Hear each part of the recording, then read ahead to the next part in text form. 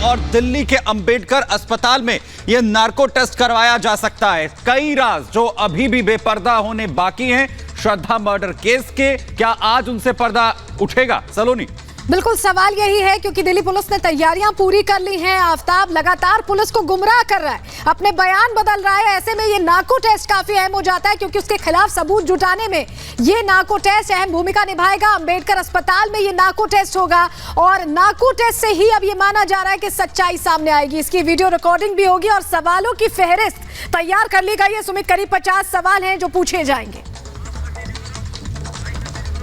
तो narco test की video recording भी करवाई जाएगी और नार्को टेस्ट से क्या उन तमाम सवालों के जवाब मिलेंगे जिनका इंतजार अभी भी पुलिस को है, क्योंकि स्थिति यह है कि लगातार जो गुमराह करने की कोशिश है वो आफ्ताब पुलिस को कर रहा है। अलग अलग जगहों की वो लोकेशन बताता है और इसीलिए कोर्ट से इजाजत मांगी गई थी, इजाजत मिल चुकी है और आज अंबेडकर अस्पताल में नार्को टेस्ट हो सकता है। तो आफ्ताब बार बार बयान बदल रहा है, उससे सवाल पूछे जा रहे हैं, वो पुलिस को गुमराह करने की कोशिश कर रहा है और जो जानकारी मिल रही कि अब जो नार्को टेस्ट होगा उसमें 50 के करीब सवाल पूछे जाएंगे और उसके बाद सच सामने आने की उम्मीद जाहिर।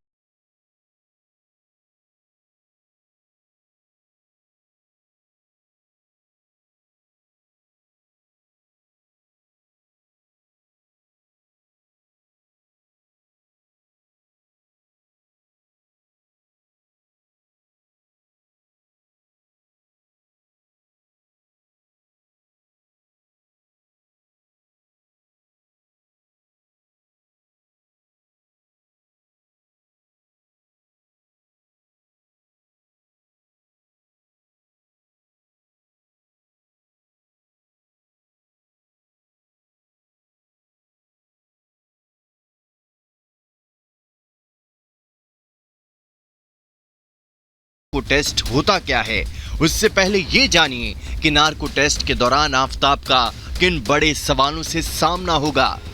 नार्को टेस्ट के दौरान पूछा जा सकता है कि हत्या की प्लानिंग पहले की थी या गुस्से में जान ली, हथियार और श्रद्धा का मोबाइल कहां पर फेंका, लाश के टुकड़े कितने दिन तक जंगल में फेंकते रहे, लाश के कितने टुकड़े कहां कहां फेंके, सबूत छिपाने के लिए दिल्ली से बाहर भी गए, हत्या के बारे में परिवार या किसी को कुछ बताया। नार्को टेस्ट के दौरान आफ्ताब से पूछे जाने वाले ये वो सवाल हैं जो जांच में नया मोड़ ला सकते हैं। हालांकि पुलिस ने आफ्ताब के लिए 40 से ज्यादा सवालों की लिस्ट तैयार की है। अब आप ये भी जानिए कि आखिर ये नार्को टेस्ट होता क्या है। नार्को आरोपी से सच उगलवाने की एक प्रक्रिया है जिसमें डॉक्टरों और एक्सपर्ट की टीम सवाल करती है। ट्रुथ ड्रग नाम की साइको एक्टिव दवा दी जाती है।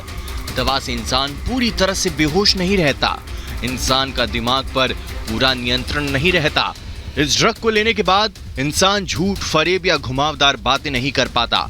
अपराधी के सच उगलने की संभावना इससे ज्यादा रहती है। जांच के दौरान व्यक्ति से पूछे जाने वाले सभी सवालों की वीडियो रिकॉर्डिंग की जाती है। Bureau report, Republic Bharat. तो वो तमाम सवाल जिनके अभी तक भी राज बेपर्दा नहीं हुए हैं। श्रद्धा मर्डर केस में आखिर किस वजह से घटना को अंजाम दिया गया और कैसे उसने मौत के घाट उतारे, तमाम वो सवाल हैं जिनके जवाब अभी भी आफ्ताब की तरफ से नहीं मिले। ग्राउंड जीरो पर हमारे तमाम सहयोगी इस वक्त मौजूद हैं। वैभव इस वक्त हमारे साथ अंबेडकर अस्पताल दिल्ली से हैं, इसके अलावा हमारे साथ अखिलेश जुड़े हुए हैं और मुंबई से हमारे साथ यहां पर अंजलि जुड़ी हुई। लेकिन सबसे पहले वैभव के पास चलते हैं। वैभव, आज नार्को टेस्ट होने वाला है, बहुत अहम है क्योंकि बयान बार बार बदले जा रहे हैं। सच्चाई क्या है उसकी तह तक जाने के लिए यह बड़ी मदद करेगा। सलोनी, बिल्कुल आज का दिन बहुत अहम है श्रद्धा मर्डर केस से जुड़ा हुआ, क्योंकि आज आफ्ताब का नार्को टेस्ट किया जा सकता है। हम उसी अंबेडकर हॉस्पिटल के ठीक बाहर खड़े हैं जहां पर नार्को टेस्ट आफ्ताब का होना है। ये प्रक्रिया क्या कुछ होगी, कैसे आफ्ताब के दिमाग को पढ़ा जाएगा, क्या सवाल आफ्ताब से हो सकते हैं, ये तमाम बातें जानने के लिए हमारे साथ दो मेहमान ग्राउंड जीरो से जुड़े हुए हैं। हमारे साथ दीपक जी जुड़े हुए हैं जो मनोचिकित्सक है, साथ ही हमारे साथ आदर्श जी जुड़े हुए हैं जो फॉरेंसिक एक्सपर्ट हैं। दीपक जी, सवाल मैं आपसे यही करना चाहूंगा क्योंकि आज का दिन बहुत अहम है इस पूरे केस से जुड़ा हुआ। क्या दिमागी परिस्थितियां होती हैं जब किसी का नार्को टेस्ट होता है, आफ्ताब कैसे सच उगल सकता है और इससे उम्मीदें कितनी है नार्को टेस्ट से? देखिए, कानून में नार्को टेस्ट की जो गुंजाइश है वो तब उभरती है जब पुलिस को ये लगता है कि जो शख्स है वो पूरी चीजें खुल के नहीं बता रहा। नार्को टेस्ट इस केस में मुझे लगता है बहुत अहम रहेगा, क्योंकि कहीं ऐसा लगता है आफताब पुलिस को बरगलाने में सक्षम हो रहा है, गोल गोल घुमा रहा है, अपने बयान पे अडिग नहीं रह रहा। तो नार्को टेस्ट में एक खास दवा देके जिसको डाइल्यूट किया जाता है उसको दिया जाता है और एक ऐसी स्थिति प्रोड्यूस की जाती है जो कहीं एक कुछ सुप्तावस्था सी स्थिति होती है और वहां डॉक्टरों की एक टीम रहेगी, एक खास तरह के प्रश्नों का चयन किया जाएगा जिसमें कंट्रोल क्वेश्चन होते हैं और वो खास क्वेश्चन छुपे होते हैं जिसके जरिए हम वो जानकारी हासिल करेंगे जिसको इस्तेमाल करके सर्कमस्टेंशियल एविडेंस की कड़ी को जोड़ा जाएगा। तो इस केस में कन्विक्शन की बहुत बड़ी बिना ये रहेगी क्योंकि कोई भी चश्मदीद गवाह नहीं है। तो यहाँ पे सर्कमस्टेंशियल एविडेंस का कन्विक्शन में एक बहुत बड़ा रोल रहेगा और ये जिम्मेदारी पुलिस की बन जाएगी और बन रही है और उसको वो सक्षमता से बहुत निभाने की कोशिश कर रही है कि इससे पहले ये शख्स और सचेत हो जाए और अपने आप की अपनी मकारी और चालाकी को सक्रिय करे, वो कम से कम सर्कमस्टेंशियल एविडेंस को जुड़ा के और सारे सबूतों की कड़ियों को जोड़ लें ताकि कन्विक्शन में दिक्कत कम आए या ना आए। ये तमाम चुनौतियां हैं जिन चुनौतियों से निपटने के लिए आज यहाँ पर नार्को टेस्ट हो सकता है। आदर्श जी, एक सवाल मैं आपसे करना चाहूंगा क्योंकि अब तक की दिल्ली पुलिस की बेचैनी से लग रहा है कि वो लीड्स दिल्ली पुलिस के हाथ में अब तक नहीं आई है जिस लीड्स की उसको जरूरत है। फॉरेंसिक एक्सपर्ट आप हैं, क्या लगता है आपको जो सबूत अब तक मिले हैं वो कितने दिल्ली पुलिस के लिए मददगार होंगे? देखिए, अभी इतना तो कंक्लूसिव एविडेंसेस पुलिस को या फोरेंसिक टीम को भी नहीं मिली है। अभी तो सिर्फ बॉडी के कुछ पार्ट्स मिले हैं जिसका डीएनए प्रोफाइल होना है और उसमें भी अभी काफी वक्त लग जाएगा। में भी हो सकता है कि 2 महीने 4 महीने का भी टाइम लग सकता है क्योंकि अलग अलग बॉडी पार्ट मिले हैं। अब सारे बॉडी पार्ट एक ही पर्सन के हैं या हो सकते हैं अलग अलग लोगों के भी हो सकते हैं।